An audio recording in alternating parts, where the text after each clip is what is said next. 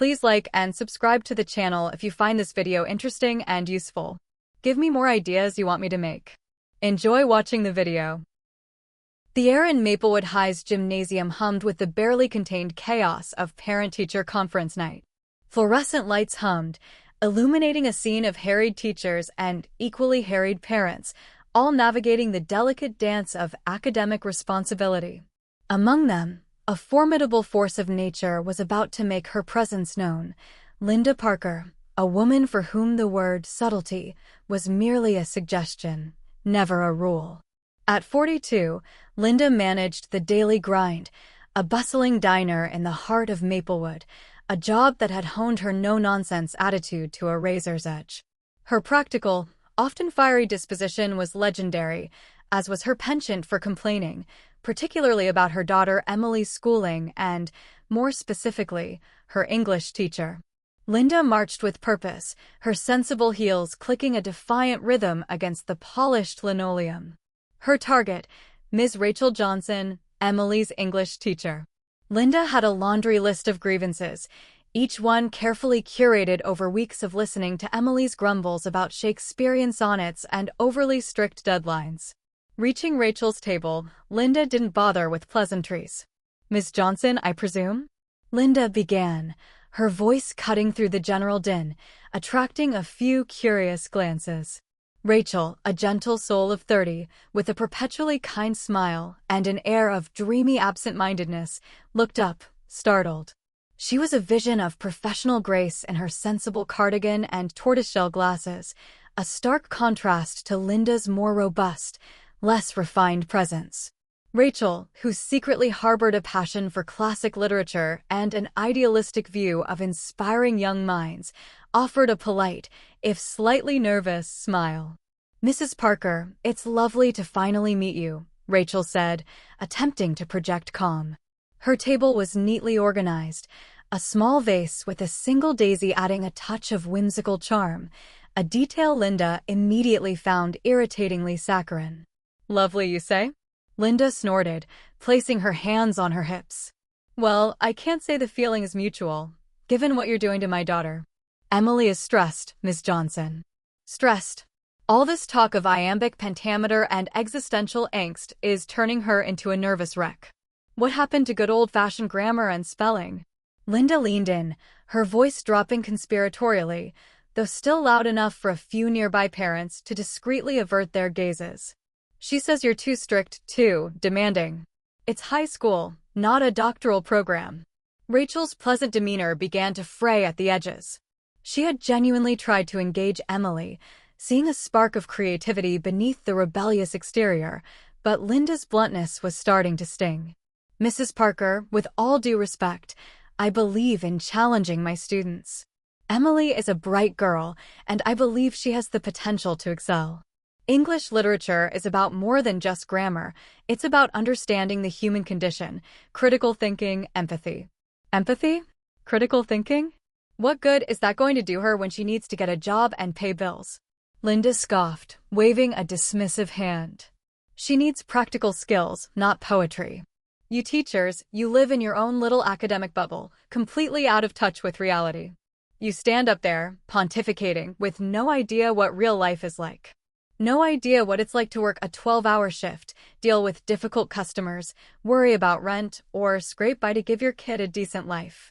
Rachel's patience, usually boundless, finally snapped. Her gentle eyes narrowed slightly, a rare flash of fire igniting within them. "And perhaps, Mrs. Parker," Rachel retorted, her voice gaining an unexpected steeliness, "perhaps you should try teaching for a day. See what it's like to manage 30 teenagers, prepare engaging lessons, grade papers until midnight, and deal with parents who think they know better than trained educators." She gestured vaguely around the bustling gym.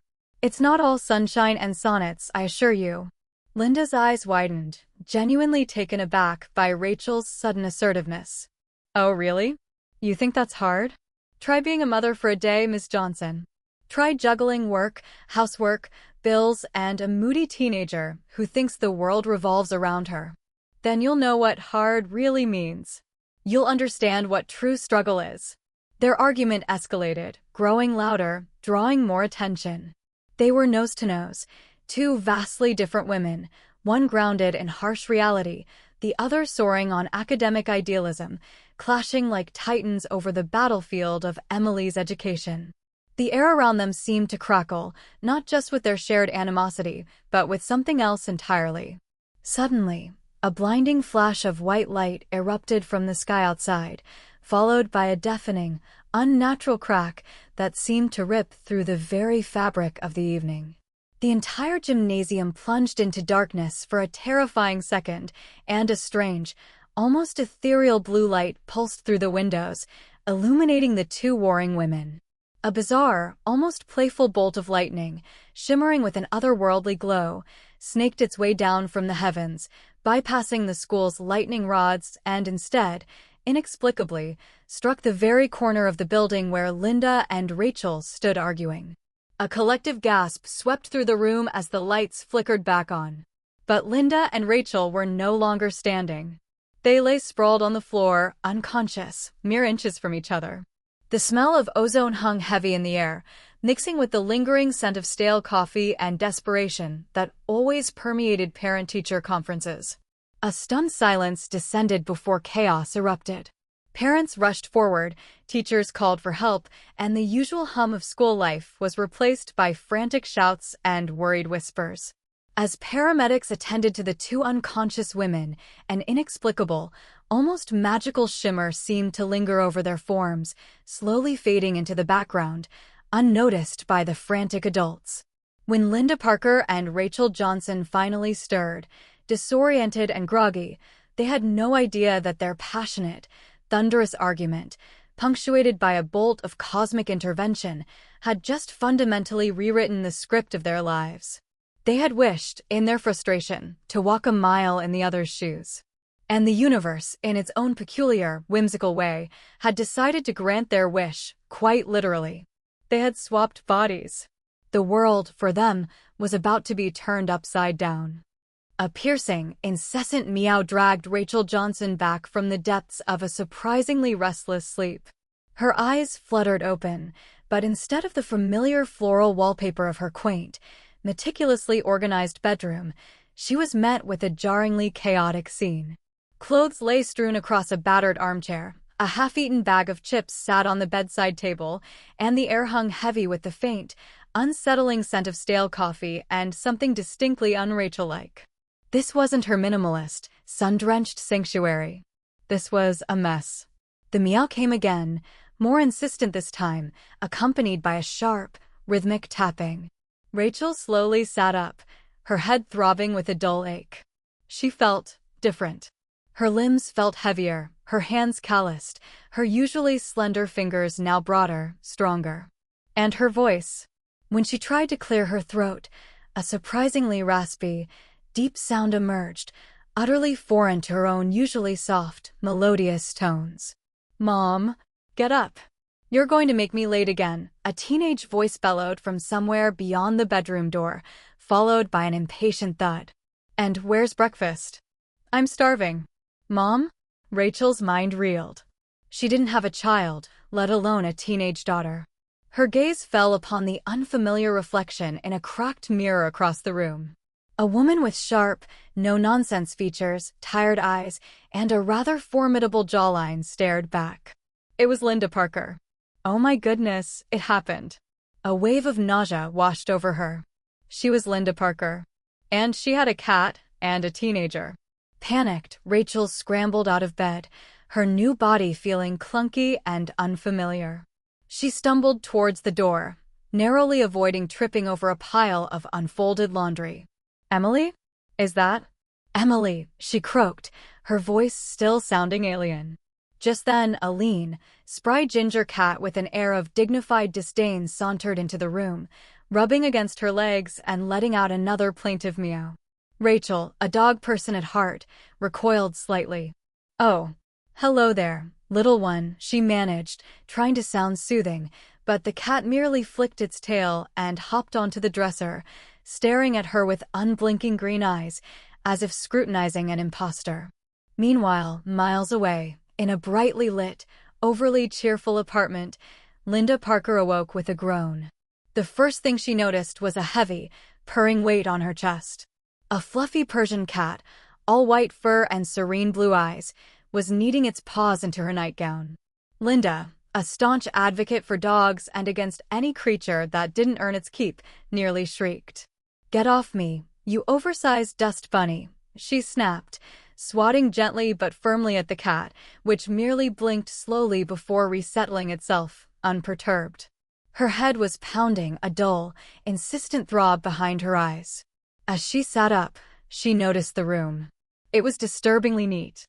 Bookshelves overflowed with classic literature, a framed degree from a prestigious university hung on the wall, and the scent of lavender and old paper permeated the air.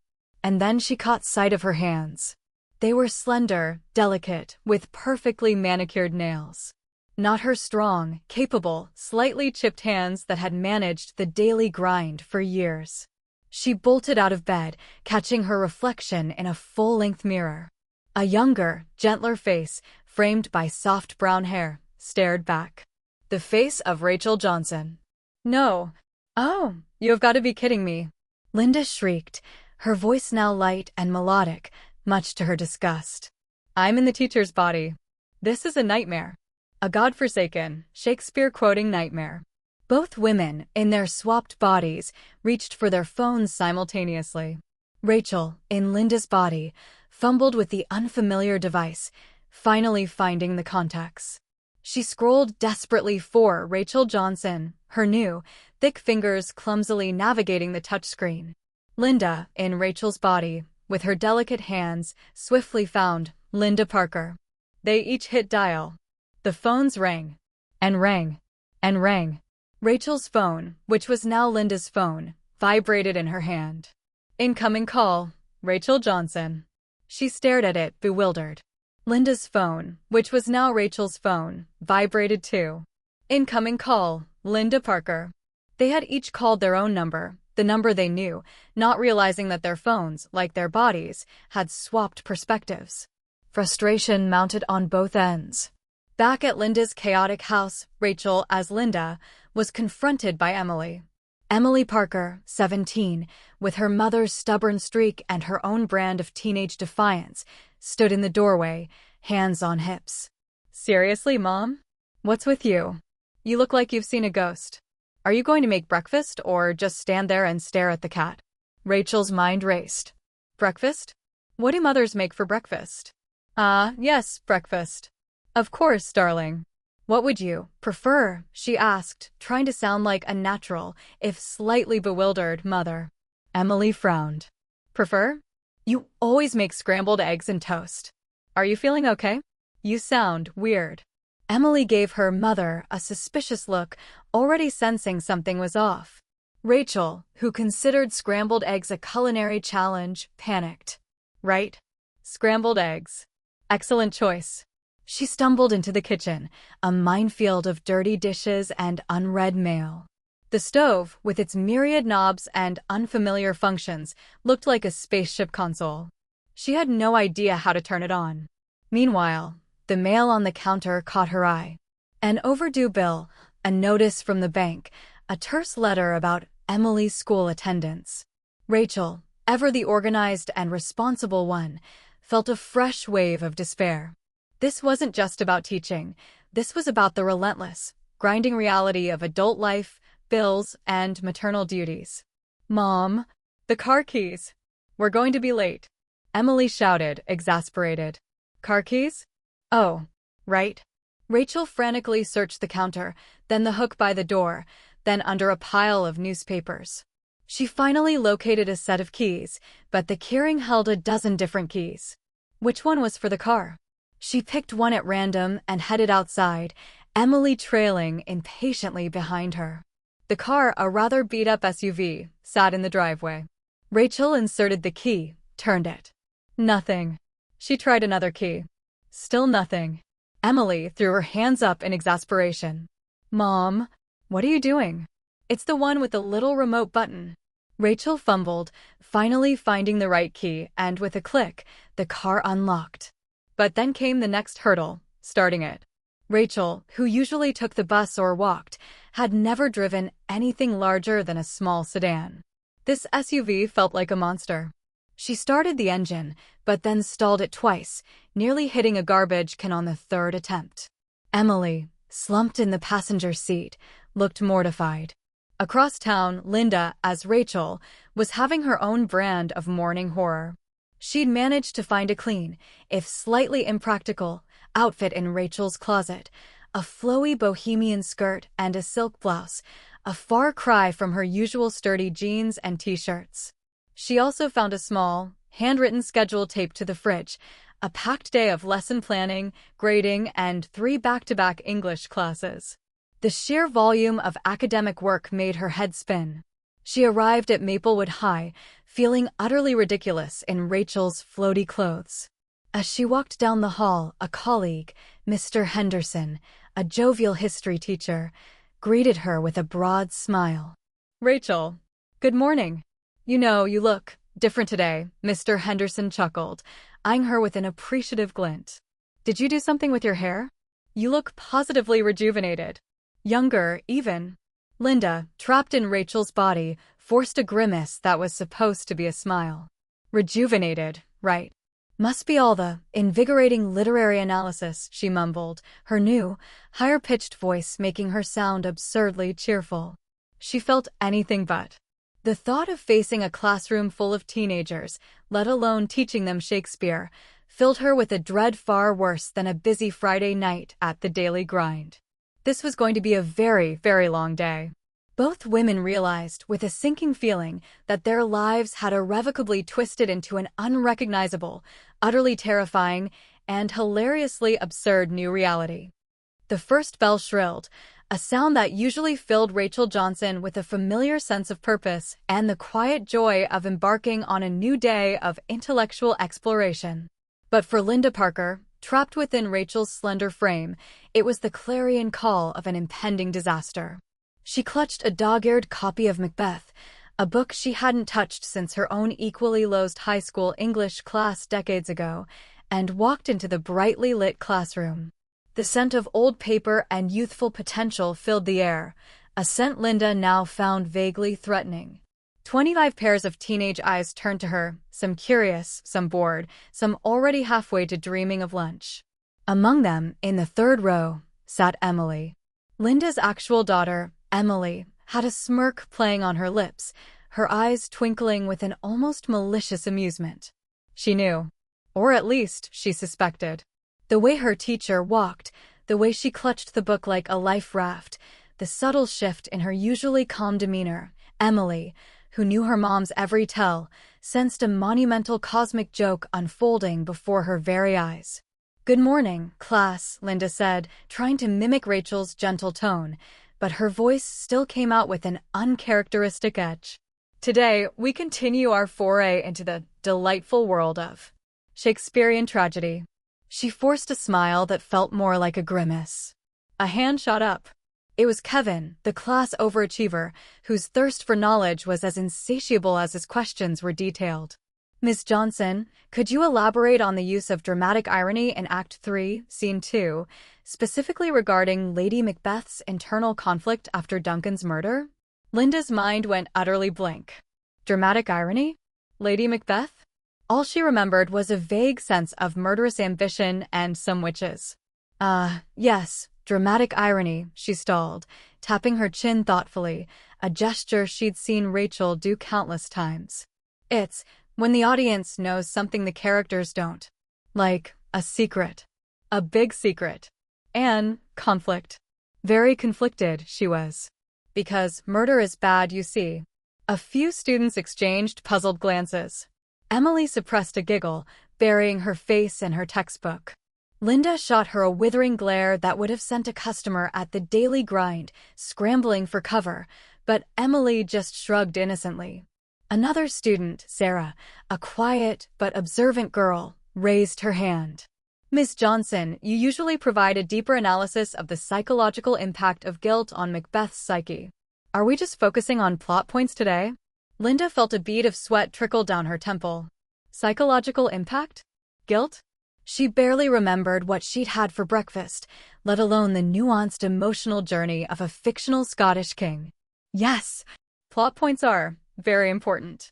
Can't have a play without a plot, can we? She blustered, trying to project an air of authority she profoundly did not feel.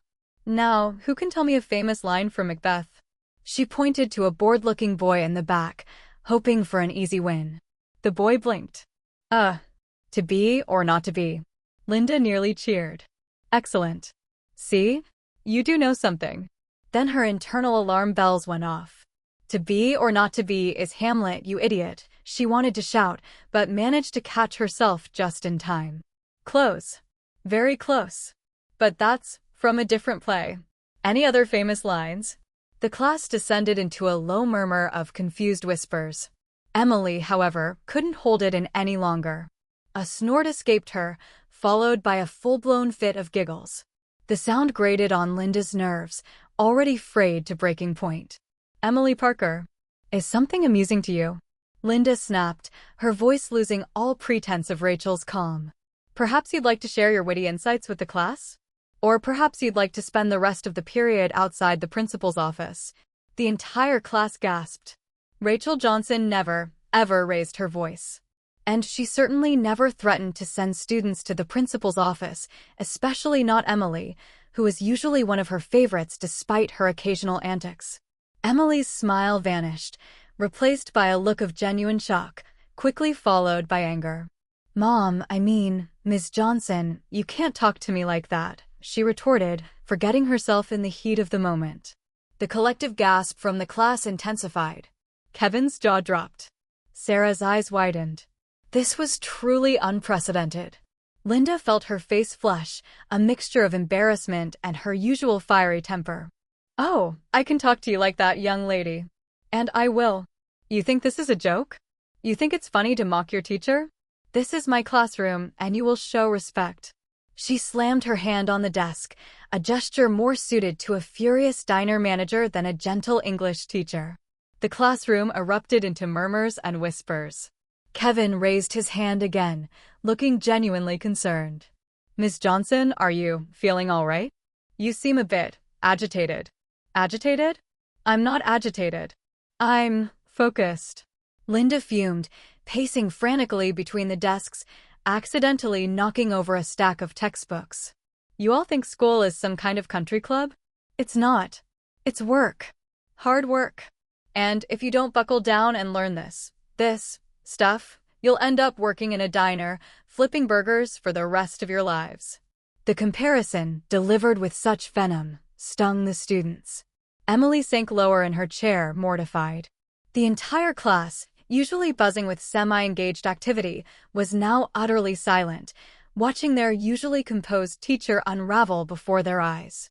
Just then, the classroom door creaked open and Mr. Harrison, the stern-faced principal, walked in, his brow furrowed with concern. He had heard the commotion from down the hall. Ms. Johnson, is everything all right in here? I understand there's been some shouting. Linda, caught completely off guard, froze mid-rant, a half-formed accusation about teenage insolence on her lips. Principal Harrison. No, everything is perfectly under control. Just a spirited discussion about the perils of regicide and the importance of respecting authority. She attempted a placating smile, which only made her look more maniacal. Mr. Harrison's gaze swept over the stunned students, lingering on Emily's crimson face, then settled back on Linda, a look of profound skepticism in his eyes. Indeed. Well, perhaps a moment of calm is in order. Ms. Johnson, may I have a word with you outside? Linda felt a fresh wave of humiliation wash over her. She followed Mr. Harrison out, acutely aware of the curious, bewildered gazes of her students and especially Emily's. This was worse than any health inspection, any irate customer, any broken dishwasher she'd ever faced. This was pure, unadulterated public disgrace. As if the day couldn't get any worse, later that afternoon, during a mandatory online faculty meeting, Linda, as Rachel, was still fuming about her earlier classroom debacle. The meeting, conducted via Zoom, was particularly dull, discussing new curriculum standards that made Linda's eyes glaze over. She was supposed to be listening to the superintendent drone on, but her frustration got the better of her.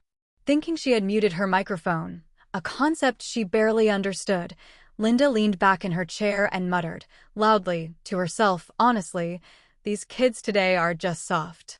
And these curriculum changes? A load of absolute hogwash. No wonder they can't even tell Hamlet from Macbeth. They're pampered, whiny little brats who think they're owed everything. On the screen, the superintendent, mid-sentence, suddenly paused. Several teachers' eyes widened. Mr. Henderson looked directly at his screen, his face aghast.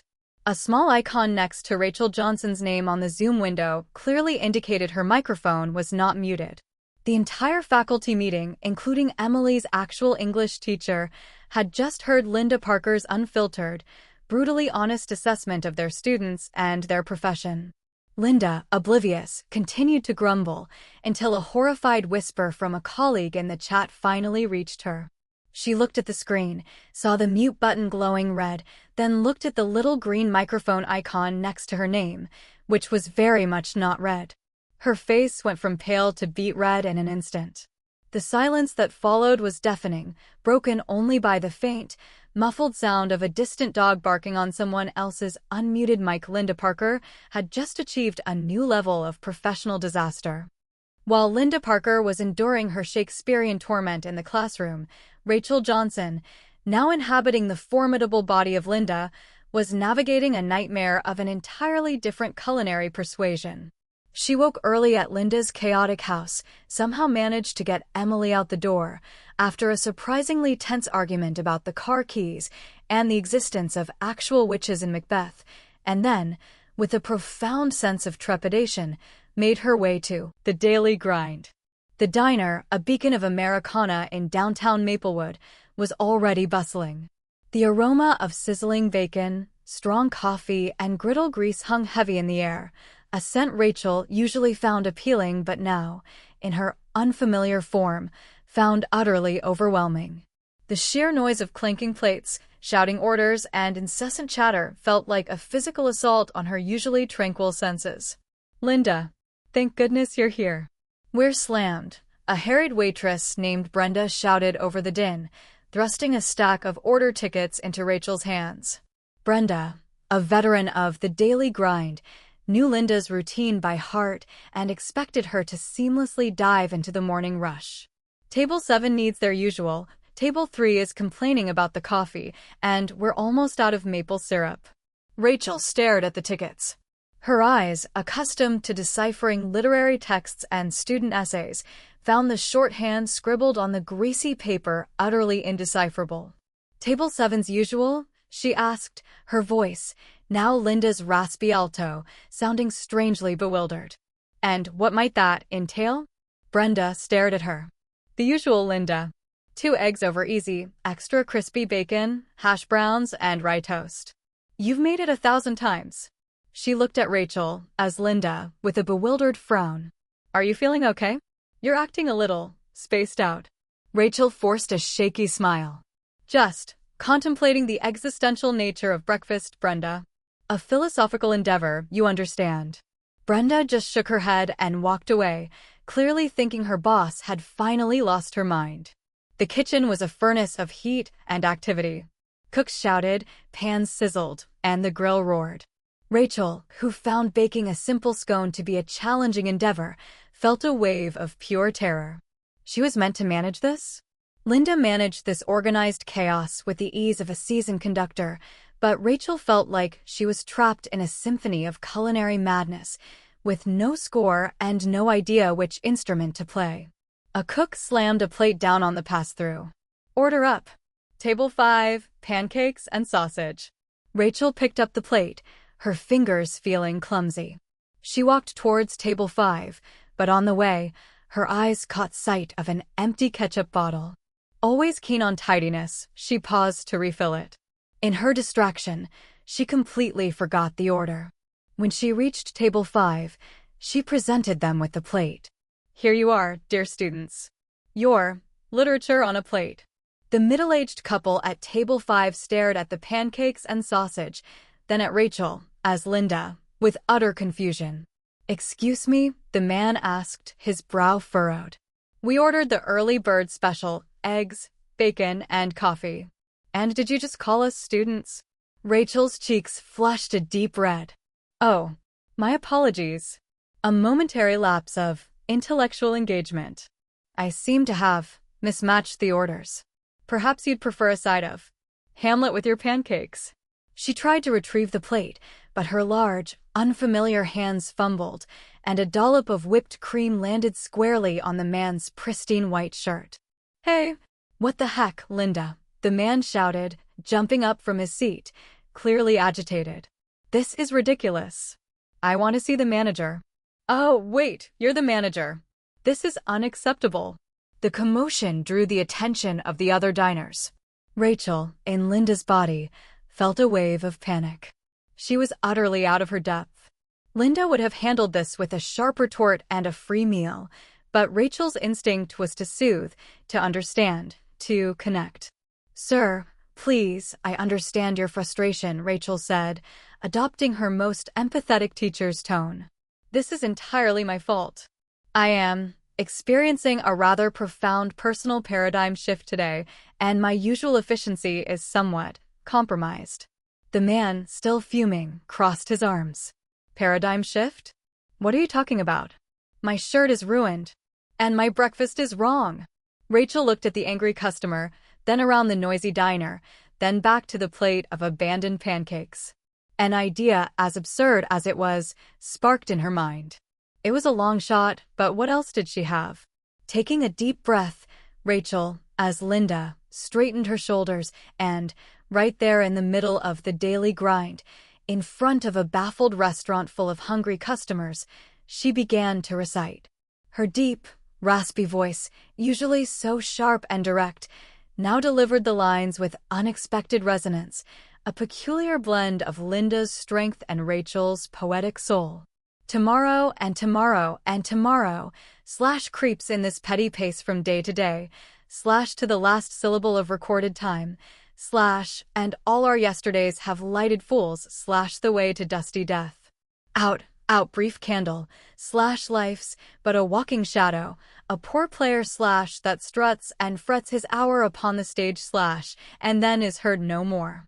It is a tale slash told by an idiot, full of sound and fury, slash signifying nothing. She finished, her chest heaving slightly, the dramatic pause hanging heavy in the air, punctuated only by the sizzle of the grill. The diner had fallen completely silent. Waiters paused with plates in hand, cooks peeked out from the kitchen, and customers, forks halfway to their mouths, stared, utterly bewildered. The angry man at table 5, his face still streaked with whipped cream, stared at Rachel as Linda. A beat passed. Then another. Slowly, incredibly, a small smile began to spread across his face. Then a chuckle. And then a full-blown laugh. "Well, I'll be darned," the man exclaimed, wiping his face with a napkin. "Linda Parker, you've lost your mind. But that was beautiful. Shakespeare, right? Macbeth." Rachel, as Linda, felt a wave of relief so profound it nearly buckled her knees. "Indeed, sir." A poignant reflection on the transient nature of existence and, perhaps, the occasional misplaced breakfast order. The man, still chuckling, waved a hand dismissively. All right, you win. Just get me the early bird special, and for goodness sake, try not to quote poetry at every customer, you crazy woman." The other diners, who had been holding their breath, now erupted in laughter and applause. Brenda, who had been watching the entire scene unfold with wide eyes, quickly pulled out her phone. "You guys are not going to believe this," she whispered into the camera, aiming it discreetly at Rachel, as Linda. Linda just quoted Shakespeare to a customer who was complaining about whipped cream on his shirt. This is going viral. Within the hour, a shaky video titled "Diner Manager Recites Shakespeare to Angry Customer" was making the rounds on local social media, complete with Brenda's slightly muffled commentary. The Daily Grind, usually known for its comfort food, was suddenly famous for its surprisingly poetic manager. Rachel, in Linda's body, had stumbled into a peculiar kind of celebrity, proving that even in the most mundane of settings, a touch of unexpected artistry could defuse a crisis and, perhaps, even make a few people smile. Though she'd prefer to just get the orders right. The initial shock and subsequent comedic chaos of their swapped lives had slowly given way to a shared, urgent need. They had to switch back. The thought of living out their days trapped in the wrong bodies, enduring daily indignities and constant confusion, was a fate far worse than any argument they'd ever had. The logical first step, they both independently decided, was to meet. The idea of meeting in the chaotic confines of the school or the bustling diner was immediately dismissed. They needed a neutral, discreet location. A park seemed appropriate. Maplewood Community Park, with its sprawling oak trees and meandering paths, offered enough privacy for two grown women to discuss their bizarre predicament without drawing too much attention. Linda, still trapped in Rachel's lighter, more ethereal body, arrived first. She wore a borrowed, sensible trench coat over Rachel's bohemian dress, trying to project an air of normalcy despite the frantic flutter in her chest. She found a secluded bench beneath a weeping willow, trying to ignore the way the delicate fabric of the dress felt alien against her skin. Every instinct screamed for her familiar, sturdy jeans and a no-nonsense jacket. A few minutes later, Rachel, now inhabiting Linda's more robust form, approached. She had tried to soften Linda's usual severe hairstyle, but the effect was more bewildered than elegant. The trench coat she wore, also borrowed, felt strangely tight across the shoulders, and the weight of Linda's body still felt foreign, almost cumbersome, making her feel clumsy and off-balance. Their eyes met, a shared look of profound disbelief and desperation. For a moment, neither spoke, merely staring at the uncanny reflection of themselves in the other. It was unsettling, like looking at a distorted mirror image. "So, this is really happening, Linda," as Rachel finally croaked, her light voice still feeling strange on her tongue. "I'm you. And you're me." She gestured vaguely at their swapped forms. Rachel, as Linda, nodded grimly. "It appears so. The medical team at the school thought we both suffered from acute stress-induced amnesia after the lightning strike. They released us with instructions to rest." She shuddered. "Rest. While my entire life has been hijacked." "Try telling that to Emily," Linda retorted, her voice edged with a new, raw frustration she hadn't known she possessed until she was a mild-mannered English teacher. "She thought I was having a mental breakdown yesterday. And the principal. Oh, don't even get me started on the principal." Rachel sighed, running a hand through Linda's coarser hair. "And I nearly burned down your kitchen trying to make scrambled eggs. And the car nearly took out your prize-winning rose bushes." She looked at Linda as Rachel, with a mixture of pity and exasperation. "We can't live like this." "No kidding," Linda exclaimed. "So, how do we fix this? What did the lightning do? Is there some kind of ritual? A spell? Did you read anything in those dusty old books of yours about body swapping?" Rachel pondered for a moment. "Well, in folklore, such occurrences are often linked to powerful magical artifacts or curses or perhaps a very specific astrological alignment." She pulled a small, leather-bound notebook from her purse, Linda's purse, which she found surprisingly practical, and began to flip through its pages, filled with neat, scholarly handwriting. "I've been doing some research this morning. It seems some cultures believe a strong emotional conflict, combined with a sudden energy discharge, could, well, manifest a physical change." "So, our yelling caused it?" Linda deadpanned. "Great. My temper just literally ruined my life." It's possible our shared, intense desire to experience the other's life, even in a sarcastic manner, somehow triggered it, Rachel mused. Perhaps the universe has a rather literal sense of humor. They brainstormed. "Okay, so if yelling caused it, maybe yelling again will reverse it?" Linda suggested, standing up. "Like, we just shout at the top of our lungs until a new lightning bolt hits us?" "Worth a try," Rachel conceded, albeit skeptically. They stood facing each other, took a deep breath, and simultaneously screamed at the top of their lungs, "Switch back." "No." A few startled squirrels scattered. A dog walker stopped, gave them a wide berth, and hurried on. But no lightning bolt appeared. No magical shimmer. Just the lingering echoes of their desperate shouts. Nope. Just made us look like lunatics, Linda grumbled, rubbing her throat. What else? Did you try hitting your head? In movies, people always hit their head and everything goes back to normal. They cautiously bumped foreheads. Nothing. They tried touching fake lightning bolts on a Google image search on Rachel's, now Linda's, phone. Still nothing. They even tried reciting a made-up reversal spell they found on a dubious online forum, intoning nonsense words under their breath while holding hands. The only result was an acute sense of foolishness. Just as despair began to set in, a familiar voice cut through the air. Mom? Ms. Johnson? What are you guys doing? It was Emily. She stood a few feet away, her backpack slung over one shoulder, her expression a mix of bewilderment and burgeoning suspicion. She had followed them, having grown increasingly suspicious after her mom's bizarre breakfast attempts and her teacher's unprecedented classroom outburst. Linda, as Rachel, froze. Emily, what are you doing here? Shouldn't you be at school? Emily narrowed her eyes. I cut class. Something seriously weird is going on. Mom, you haven't acted like yourself all day. And Ms. Johnson, you were acting like, well, like my mom. You yelled at Kevin. And you sent me to the principal's office without even a warning. Rachel, as Linda, sighed. Emily, darling, it's complicated. Complicated doesn't explain why my teacher sounds like my mom and my mom sounds like my teacher. Emily exclaimed, her voice rising. Then a sudden, chilling realization dawned on her face. Her eyes widened. Oh my God. You guys, you switched, didn't you? Like, Freaky Friday style. She initially laughed, thinking it was some elaborate, bizarre prank. You're messing with me, right? This is some kind of performance art piece.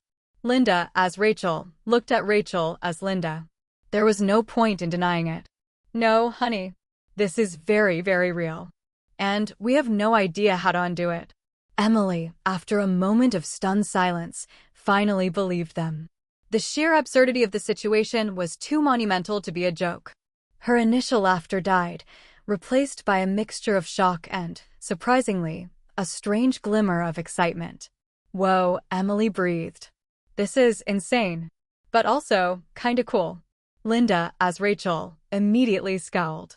There is nothing cool about this young lady. I'm stuck teaching Shakespeare, and she's trying to run a diner without burning it down. We need to switch back. Rachel, as Linda, ever the educator, suddenly had an idea. She looked at Emily, then at Linda. Emily, you know us both, intimately. You see both our lives. Perhaps you are the key. Emily, thrilled to be part of the mystery, puffed out her chest. The key? What do you mean? Perhaps, Rachel mused, the universe wants us to learn something. To truly understand each other. If our conflict, our mutual dismissal of the other's struggles, caused this, then maybe understanding, empathy, truly living in the other's shoes, is what will break the spell. Linda, as Rachel, looked skeptical. So, you're saying we have to learn how to be each other? Like, actually do their jobs and live their lives properly until some magic fairy dust undoes it. Rachel, as Linda, nodded slowly. It's a theory. A theory supported by numerous narrative tropes and archetypal journeys across literature, actually. Perhaps by truly walking a mile in the other's shoes, by learning to appreciate their challenges and triumphs, the cosmic imbalance will correct itself. Emily, ever the pragmatist with a dash of teenage idealism, clapped her hands together. Okay, this is like a massive social experiment. I'll help you guys. I'll be your body swap coach. I know everything about Mom's life, and I know a lot about Ms. Johnson's class. I can teach Mom how to teach, and I can teach Ms. Johnson how to Mom. Linda, as Rachel, groaned. Oh, joy. My own daughter is going to teach me how to be me.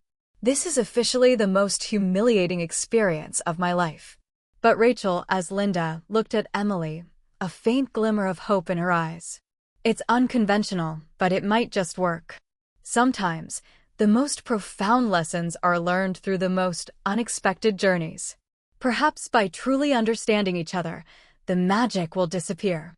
And so, with a reluctant mother, an eager teacher, and a surprisingly enthusiastic teenage daughter, their quest to reverse the switch transformed into a crash course in empathy, a bizarre and often hilarious attempt to truly live the life of another, hoping that understanding would, quite literally, bring them back home. The body swap coaching sessions, as Emily enthusiastically dubbed them, began immediately. The initial awkwardness quickly gave way to a bizarre, often hilarious, but ultimately profound learning experience for all three. Emily, surprisingly, proved to be an adept and insightful coach, possessing a unique perspective on both her mother's daily life and her teacher's professional world. Rachel, inhabiting Linda's body, found herself plunged into the gritty realities of managing the daily grind. Emily, armed with her mother's meticulously organized, though often ignored, daily planner, guided Rachel through the intricacies of inventory, scheduling, and customer service. Rachel, with her gentle demeanor and innate empathy, approached the challenges of the diner not with Linda's blunt efficiency, but with a surprising grace and a touch of academic curiosity. One afternoon, Rachel, as Linda, faced a particularly irate customer, Mr. Henderson, a man whose complaints were as legendary as his love for extra crispy bacon. He was demanding a refund for a coffee he swore was lukewarm, even though it had just been brewed. Linda would have met his bluster with her own, probably offering a free coffee to get rid of him. But Rachel did something different. "Mr. Henderson," Rachel began, her voice, in Linda's body, remarkably calm and soothing despite the man's shouting. "I understand your frustration. A lukewarm coffee is certainly a disappointment. May I offer you a freshly brewed cup, on the house, and perhaps, while you wait, a small literary anecdote about the profound disappointment of unmet expectations?" Mr. Henderson, mid-rant, blinked, completely thrown off. "A literary anecdote?" Rachel smiled gently. "Indeed. Did you know that in many ancient texts, the act of shared sustenance often symbolizes communal bonding and the alleviation of grievances? Perhaps a perfectly heated coffee, shared in peace, could mend this transient rift." She then quietly, but firmly, instructed Brenda to make Mr. Henderson the absolute best, hottest cup of coffee he'd ever tasted, along with a complimentary slice of homemade apple pie. The result was astonishing. Mr. Henderson, disarmed by Rachel's unexpected approach, grumbled but accepted. He left not just with a hot coffee and pie, but with a strange, almost thoughtful expression. Word spread quickly among the staff. Their new Linda was different. She still got things done, but with a warmth and patience that Linda Parker rarely displayed. Slowly, the daily grind began to change. Rachel, instinctively, started implementing small, human touches. She learned the regulars' names and their actual preferences, not just their usual. She started leaving little notes of encouragement for the staff, and, surprisingly, the atmosphere lightened. Employee morale soared. Brenda, who used to dread Linda's sharp criticisms, found herself genuinely enjoying her shifts under Rachel's gentle leadership. "You know," Brenda confided in another waitress, "Linda's still tough, but she's got heart now. It's like she actually listens." Meanwhile, Linda, trapped in Rachel's body, was enduring her own rigorous training under Emily's watchful eye. Emily, having witnessed her mother's classroom meltdown, realized her teacher needed a complete overhaul. "Okay, Mom," Emily instructed one afternoon as they sat in Rachel's meticulously tidy apartment, surrounded by lesson plans. "First rule, no shouting.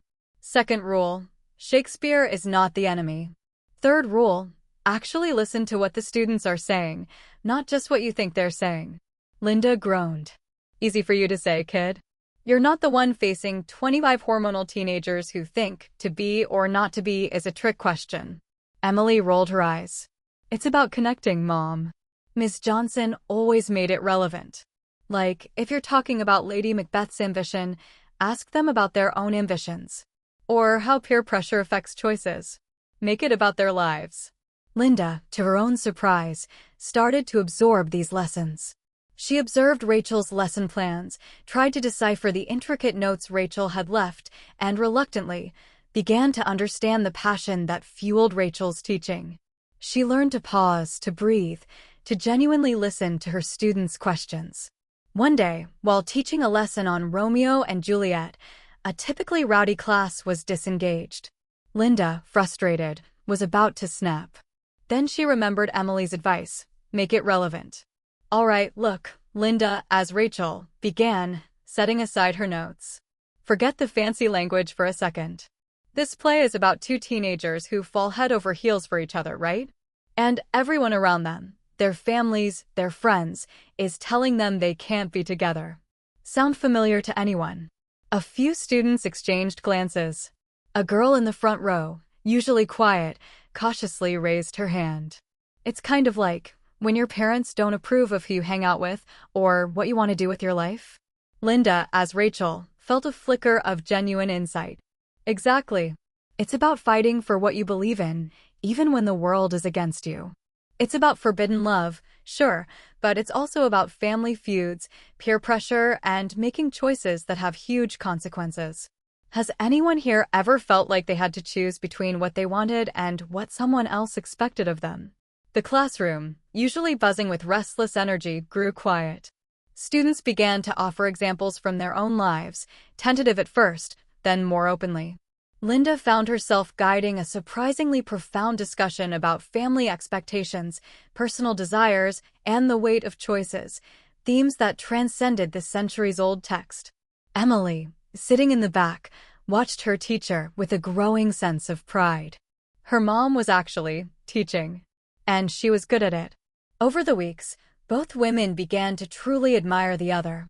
Rachel, in Linda's body, realized the immense pressure and practical acumen required to run a successful business, to manage finances, and to provide for a family. Linda wasn't just a complaints machine, she was a resilient, hard-working provider. Linda, in Rachel's body, began to understand the dedication, patience, and profound love for learning that fueled a teacher. It wasn't just about reciting facts, it was about nurturing young minds, inspiring curiosity, and navigating the complex emotional landscape of adolescence. Rachel wasn't just a dreamy academic, she was a compassionate, intelligent, and deeply committed professional. Emily, observing her mother and her teacher transform, felt a strange kind of satisfaction. Her usually hot-headed mom was becoming more patient and understanding, while her gentle teacher was gaining a newfound assertiveness and grounding. They were, in a way, becoming better versions of themselves, each incorporating the best qualities of the other. The initial chaos had been a crucible, forging growth and empathy in unexpected ways. As the weeks turned into months, a quiet hope began to grow in their hearts. They hadn't switched back yet, but they were learning. They were adapting. And more importantly, they were finally, truly, seeing each other and themselves with new eyes. They wondered if, perhaps, this newfound understanding was the magic that would eventually break the spell. The final weeks of the school year arrived, bringing with them a bittersweet mix of anticipation and a lingering sense of their shared, secret burden. Linda, as Rachel, had grown into a surprisingly effective, if still unconventional, English teacher. Her lessons, infused with her characteristic bluntness and real-world analogies, resonated with students in a way Rachel's gentler approach sometimes hadn't. She even found herself genuinely enjoying helping students understand complex literary themes, relating Lady Macbeth's ambition to the cutthroat world of business, or Romeo and Juliet's impulsive love to the dramas unfolding in the school hallways. Rachel, as Linda, on the other hand, had not only mastered the operations of the daily grind, but had transformed its atmosphere. The diner was now known not just for its hearty breakfast and lunch, but for its remarkably cheerful staff and the occasional, surprisingly insightful, poetic musings from its manager. Brenda and the other waitstaff often joked that Linda had gone to some kind of Zen retreat, but they secretly loved the change. The restaurant's revenue was up, and customer loyalty had never been stronger. Both women had developed a profound respect, even affection, for the other's life. They met regularly, not just to strategize about switching back, but to genuinely share their experiences, offering advice and support. The heated arguments of the past were replaced by knowing smiles and shared exasperation, a bond forged in the most extraordinary of circumstances. Emily, their unwitting coach, watched with a quiet satisfaction, seeing her mother and her teacher become not just better at their roles, but better people. The annual senior graduation ceremony was held on a warm, humid evening in late June. The sky had been overcast all day, thick with the promise of a summer storm. Linda, as Rachel, was there, beaming with pride as she watched her former students, many of whom she had personally guided through the complexities of The Great Gatsby and To Kill a Mockingbird, receive their diplomas. She felt a surge of warmth in her chest she never thought she'd experience for anyone outside her immediate family. Rachel, as Linda, was also in attendance, having closed the daily grind early to witness the milestone. She sat among the parents, a genuine maternal pride swelling within her as she watched Emily, poised and confident, walk to the podium. Emily Parker, as the salutatorian, was delivering a speech that, unbeknownst to most, was deeply influenced by her unique experiences of the past few months. She spoke of empathy, of understanding different perspectives, and of the transformative power of walking in another's shoes. And sometimes, Emily's clear voice rang out over the assembled crowd. We have to experience someone else's life, truly live it, to understand their struggles, their joys, their everyday battles. It's only when we step outside ourselves, outside our own assumptions, that we can truly connect, truly learn, and truly grow. She paused, her gaze sweeping over the audience, lingering for a moment on her mother, in Rachel's body, and then on Rachel, in her mother's body, a knowing, affectionate smile playing on her lips. And in that understanding, we find not just empathy, but a deeper appreciation for the amazing, complex tapestry of human experience. As Emily finished, the gymnasium erupted in thunderous applause. Linda, as Rachel, felt tears welling in her eyes, a sensation that was new and strangely overwhelming in Rachel's more emotionally expressive body. Rachel, as Linda, felt a similar surge of pride and emotion, a deep, resonant warmth that settled in her chest. In that moment of shared pride and profound connection, a strange feeling began to hum around them. The air grew heavy, almost electric. Outside, the promised storm finally broke. Lightning flashed, illuminating the darkening sky through the gym's large windows. Thunder cracked, not a distant rumble, but a sharp, powerful burst directly overhead, shaking the very foundations of the building. Just as the thunder boomed, both Linda, as Rachel, and Rachel, as Linda, instinctively reached out, their hands finding each other's in the dimming light. Their fingers interlaced, a silent acknowledgement of their shared journey, their mutual growth, their profound bond forged in the crucible of this extraordinary switch. And then, as another blinding, unearthly bolt of blue-white lightning struck the building, eerily similar to the one that had started it all, a brilliant flash enveloped their clasped hands. A strange, shimmering energy pulsed between them, radiating outwards in a gentle, warm wave.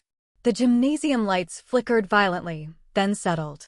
The thunder faded into a distant grumble. Slowly, carefully, Linda, as Rachel, opened her eyes. She looked down at her hands. They were broader, stronger, the familiar calluses of a lifetime of work now visible. She touched her face. The sharp angles, the formidable jawline, her own face. And her voice. When she let out a small gasp, it was her own raspy alto, rough and familiar. Beside her, Rachel, as Linda, let out a soft cry. She looked at her own delicate, elegant hands, then touched her own gentle face, framed by soft brown hair. Her heart pounded with a joyous, almost overwhelming relief. She was herself again. She was Rachel Johnson.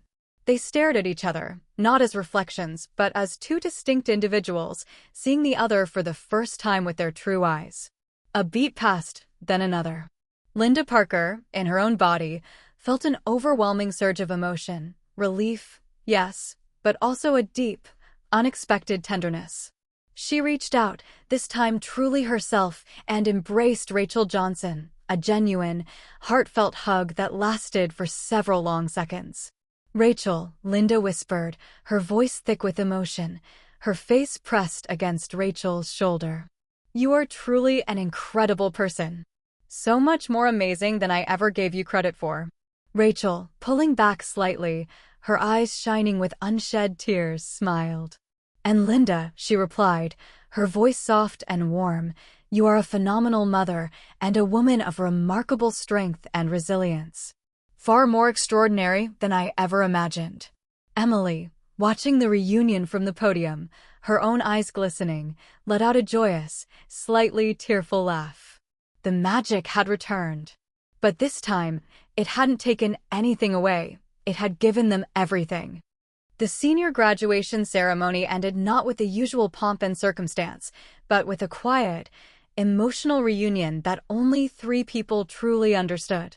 The world around them continued its rhythm, oblivious to the profound personal earthquake that had just ended. But for Linda, Rachel, and Emily, life would never be the same.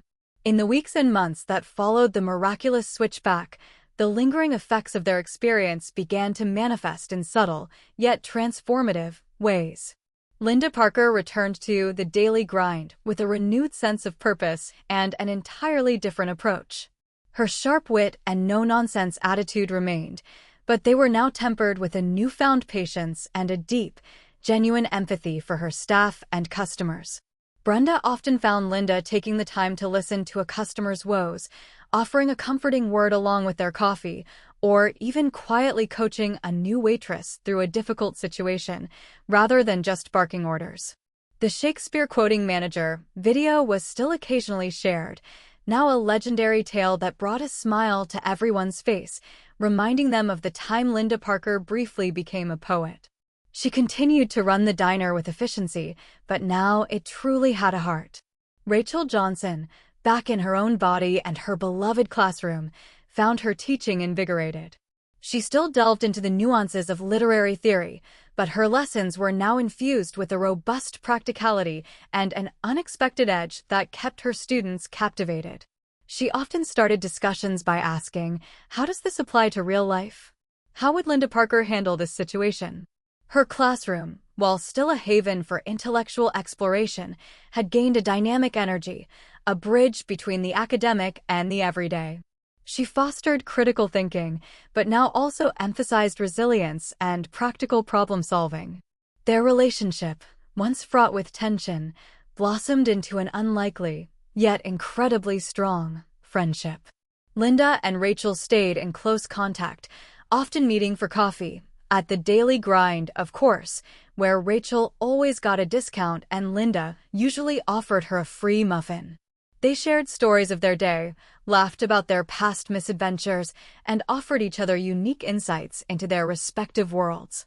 Linda sometimes helped Rachel draft particularly scathing letters to the school board about budget cuts, while Rachel occasionally proofread Linda's complicated restaurant supplier contracts. Their arguments were now debates, their criticisms constructive, and their bond unbreakable. Linda, to Emily's utter astonishment, became the most engaged, supportive parent Maplewood High had ever seen. She attended every parent-teacher conference, not to complain, but to genuinely understand and collaborate. She volunteered for school events, even helping organize the annual literary bake sale, much to Rachel's amusement. Her constant nagging about Emily's grades transformed into constructive conversations, and she encouraged Emily's creativity and passions, rather than just focusing on practical outcomes.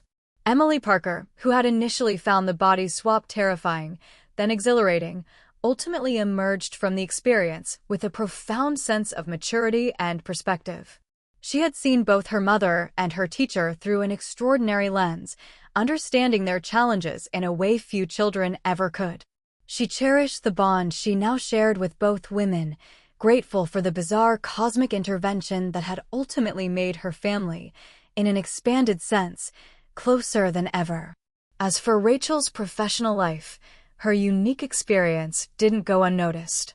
The story of her managing the daily grind with poetic flair, combined with Linda's rejuvenated teaching style, had become a quiet legend within the Maplewood community. Inspired by her ability to bridge different worlds and foster empathy, the school principal, Mr. Harrison, approached Rachel with an intriguing proposition. He invited her to develop and teach a new elective course, Life Skills and Empathy, with the unique theme of understanding others through their experiences. Rachel, naturally, accepted, excited to share the lessons she had learned firsthand. Years later, on a sunny Sunday afternoon, Linda, Rachel, and a now college-bound Emily were sitting on the porch of Linda's house, sipping iced tea. Emily held up an old, slightly faded photograph, a candid shot taken shortly after the switch, a blurry image of the three of them, all laughing, a testament to the crazy journey they had undertaken. "Remember that day, Mom?" Emily chuckled, shaking her head. "You were so mad that Miss Johnson had made me late for school in your car." Linda rolled her eyes, but a fond smile played on her lips. "Oh, I remember. And you, Miss Johnson, you were trying to teach Shakespeare to a bunch of bewildered teenagers while I was trying not to set fire to the diner." Rachel laughed, a melodic sound that perfectly matched her gentle spirit. It was certainly an unforgettable semester. Emily looked from her mom to Rachel, a deep affection in her eyes. "You know," she mused, "for all the chaos, I think it was the best thing that ever happened to us." Linda playfully nudged her daughter. "Well, I wouldn't go that far, young lady." She paused, a thoughtful expression on her face, then looked at Rachel. "But I will say this," Linda said, a genuine warmth in her voice. "Next time we have an argument, I'm definitely not wishing for lightning to strike again." Rachel and Emily burst into laughter, the sound echoing through the quiet afternoon, a joyful melody of a life fundamentally, wonderfully changed. The screen faded and cheerful, optimistic music swelled, closing the chapter on the most extraordinary body swap adventure Maplewood had ever known.